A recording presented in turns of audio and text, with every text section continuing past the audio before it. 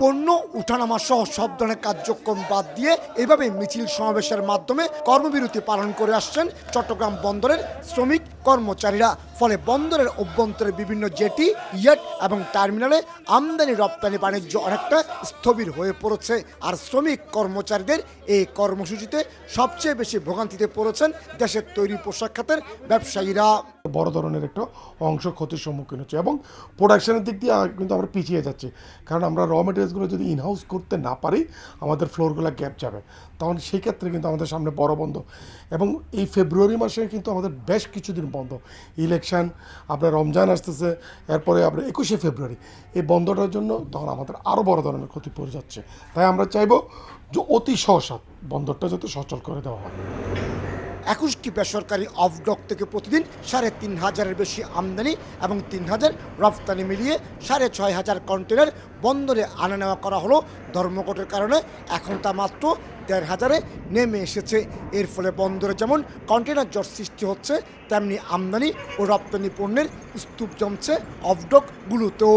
যে পরিমাণ রপ্তানি পণ্যবাহী কন্টেইনার, আমদানি পণ্যবাহী কন্টেইনার এবং খালি কন্টেইনার চট্টগ্রাম বন্দরের সাথে আনা নেওয়া করতে পারতাম, তার 40 থেকে 45% আমরা করতে পারছি না।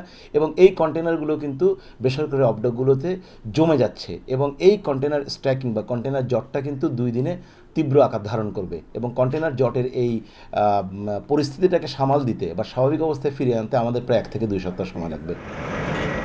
এদিকে ধর্মঘটের কারণে সকাল 8টা থেকে বিকেল 4টা পর্যন্ত জাহাজ থেকে আমদানি কন্টেনার নামানো কিংবা রফতানি কন্টেনার তুলে দেওয়া বাধার মুখে পড়ছে।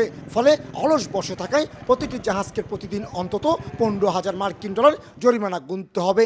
একই সঙ্গে অন্যান্য খরচ বেড়ে যাওয়ার পাশাপাশি আন্তর্জাতিক নৌবাণিজ্যে চট্টগ্রাম বন্দরের ভাবমূর্তি ক্ষুণ্ণ হচ্ছে বলে দাবি শিপিং লাইনগুলোর। আমাদের জাহাজগুলো যেভাবে এখন গত 2 দিন ধরে আইডেল করছে, এতে করে আমাদের প্রতিদিন বার্থ হায়ার গুনতে হচ্ছে, স্টিবিউরদের গ্যাং চার্জ দিতে হচ্ছে, আমাদের চার্টার হায়ার আছে, আমাদের ফুয়েল বার্ন হচ্ছে, আমাদের জাহাজের ইনভেস্টমেন্ট যেটা, সব কিছু বিশাল অঙ্কের একটা আমাদের ক্ষয়ক্ষতি কিন্তু এর মধ্যে দিয়ে হয়ে যাচ্ছে। এতে করে কিন্তু চিটাগং বন্দর সম্পর্কে বিদেশি অপারেটরদের কাছে একটা বড় ধরনের নেগেটিভ ইমপ্রেশন যাবে।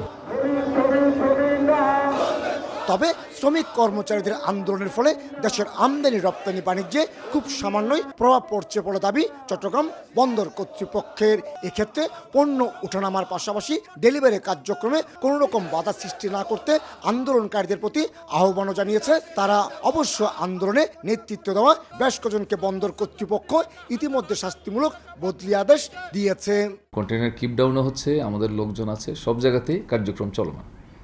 আমরা বন্দর ব্যবহারকারী এবং যারা ডেলিভারি নেবে মূলত সিএনএফ সবাইকে বলছি যে তারা তাদের কার্যক্রম যেন সুষ্ঠুভাবে পরিচালনা করে, কোনো রকম গুজবে কান না দিয়ে কিংবা বাইরে যেই কিছু স্বার্থান্বেষী মহল আসলে রমজানকে সামনে রেখে এবং এই যে ভোগ্যপণ্যের একটা কৃত্রিম সংকট সৃষ্টি করার জন্য হয়তো অসৎ উদ্দেশ্য নিয়ে এই বিষয়গুলোর মধ্যে ইন্ধন দিতে পারে, এই বিষয়টা আমাদের একটু খেয়াল রাখতে হবে। 59,000 ধারণ ক্ষমতা চট্টগ্রাম বন্দরে বর্তমানে 32,100 টিউএস কন্টেনার রয়েছে আর পণ্যবাহী জাহাজ রয়েছে 97টি। দেশের আমদানি রপ্তানি বাণিজ্যের 93% সম্পন্ন হয় চট্টগ্রাম বন্দর দিয়ে। আর তাই চট্টগ্রাম বন্দরের কার্যক্রম বন্ধ থাকা মানে বিপর্যয়ের কবলে পড়া দেশের অর্থনীতি। কমল দে, সময় সংবাদ, চট্টগ্রাম।